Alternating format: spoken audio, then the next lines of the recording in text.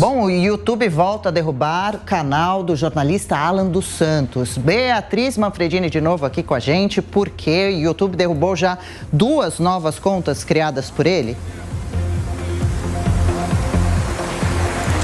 Foram 2 novas contas no YouTube derrubadas nos últimos 4 dias, Adriana. E agora também, ontem mesmo, uma conta no Twitter que também foi derrubada. A gente relembra um pouco o caso. Em outubro do ano passado, o ministro do Supremo Tribunal Federal, Alexandre de Moraes, pediu a suspensão das contas de Alan dos Santos das redes sociais. Ele que é investigado em 2 inquéritos do STF que apuram tanto disseminação de fake news quanto ameaças a autoridades e também atos antidemocráticos. Na época, então, Alan dos Santos perdeu algumas contas, tanto no Twitter, quanto no Instagram, quanto também no YouTube. Agora, no domingo, ele tentou voltar, criou ali um novo canal no YouTube, em que ele dizia que calar não é uma opção, esse era o nome ali do vídeo, também pedia doações para apoiadores, né, para continuar ali exercendo o seu trabalho, mas acabou então tendo a conta derrubada, criou uma nova no YouTube, que foi derrubada então novamente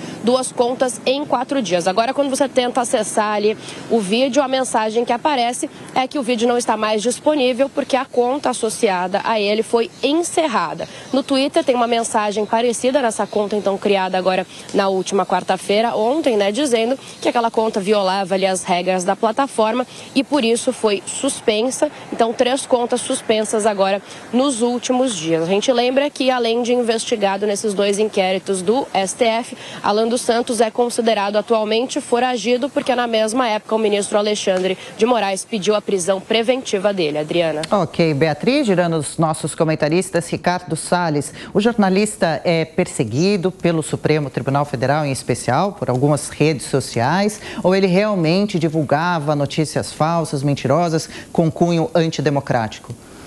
Veja, não há dúvida que ele está sendo perseguido. Por mais que as mensagens que ele possa ter divulgado tenham algum conteúdo exagerado, etc., são mensagens. Não há nenhum ato antidemocrático, ele não fez nenhuma violência física, ele não invadiu nenhum prédio público, quer dizer, ele não tomou nenhuma atitude. Que ele tenha falado coisas que eventualmente não condizem com a verdade, pode ser. Que ele tenha se excedido nos adjetivos, também é possível. Mas nada disso se justifica mandar prender uma pessoa. Você processa por calúnia, por injúria, por difamação, ou entra com ação indenizatória se ele tiver falado com alguma coisa que não é verdade ou que ofendeu alguém. Mas daí a prender uma pessoa por opinião é um pouco de exagero. Até porque no Brasil nós temos pessoas que estão andando por aí em liberdade condicional, etc., que foram autoras de homicídios, de latrocínio, de uma série de coisas que a legislação brasileira é muito branda. Agora, não pode ser branda com os bandidos de verdade e excessivamente rigoroso com uma pessoa cuja o único crime, a única infração é ter dito, se é que disse, coisas exageradas, ameaças que sejam, mas sempre no âmbito das palavras, do que atos. Então, me parece, sim, exagerado. Bom, não há dúvida de que Alan dos Santos realmente era um grande disseminador de desinformação, realmente fazia e faz ataques às instituições democráticas, incita a derrubada de instâncias do governo, de instâncias do Estado que são importantes para a manutenção da democracia. Mas também são legítimas as preocupações com os atos do STF relacionados àqueles que se excedem na sua liberdade de expressão e também ultrapassam muitas vezes o que é razoável nesse sentido. No caso de Alan dos Santos, por exemplo, além do bloqueio de suas contas nas redes sociais, no YouTube, determinada pelo ministro Alexandre de Moraes, ele teve essa prisão decretada e está foragido. É interessante observar que foi pedido que a inclusão do nome de Alan dos Santos na lista da Interpol, a Polícia Internacional, para que ele possa ser preso e extraditado em outros países, mas até agora o nome dele não consta da lista de alerta vermelho da Interpol, ou seja, a própria Interpol está segurando esse caso e provavelmente avaliando se é mesmo adequado colocá-lo na lista de alerta vermelho, já que houve no passado casos em que essa lista, a Interpol, foi usada para perseguição política, para perseguição de adversários políticos. Não estou dizendo que é o caso de Alan dos Santos, mas claramente a Interpol vê com reserva esse pedido de prisão. O jornalista Alan dos Santos, com certeza, a absoluta certeza, é um perseguido político. E é um perseguido político do judiciário, já que o judiciário brasileiro, a alta cúpula do judiciário brasileiro, infelizmente, revelou-se um partido político e um partido político de esquerda. Veja que a gente tem inúmeros vídeos no ar de ataques efetivos à instituição, pessoas incitando outras a invadir o STF, a matar ministros e pessoas da esquerda. Não vou nem citar nomes aqui, porque a gente vive citando e todo mundo sabe, tem deputados do PT com vídeos no ar até hoje, incitando as pessoas a atacar a instituição STF, por motivos outros que não os atuais, né? Porque atualmente a população tem muita revolta contra o STF, não incita ataques, mas realmente há muitos xingamentos às figuras dos ministros. Mas eu reforço que o que cabe aí é processo por injúria, calúnia, difamação, jamais essa fake news de que atacar ministros ou criticar pessoas em cargos públicos é ataque a instituições. Cristina, permita-me só fazer uma parte aqui, porque eu considero que esses excessos do STF não se dirigem apenas a personagens de direita.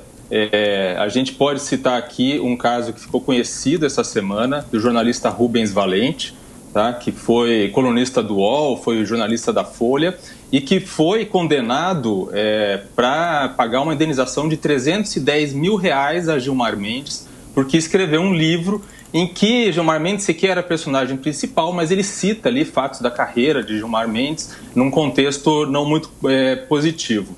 O que aconteceu? Esse jornalista, ele ganhou, quer dizer, Gilmar Mendes processou esse jornalista, o jornalista ganhou em primeira instância, tá? E aí Gilmar Mendes recorreu e nas instâncias superiores essa condenação foi feita e o valor foi inclusive aumentado, né? E depois o próprio STF, ao analisar o recurso, confirmou a condenação do jornalista a pagar R$310 mil, que é uma punição absolutamente desproporcional ao próprio Gilmar Mendes. Então eu só queria lembrar aqui que essa questão, esses exageros que a gente vê no caso de Daniel Silveira e também de Oswaldo Eustáquio e assim por diante, não se dirigem apenas a personagens de direita.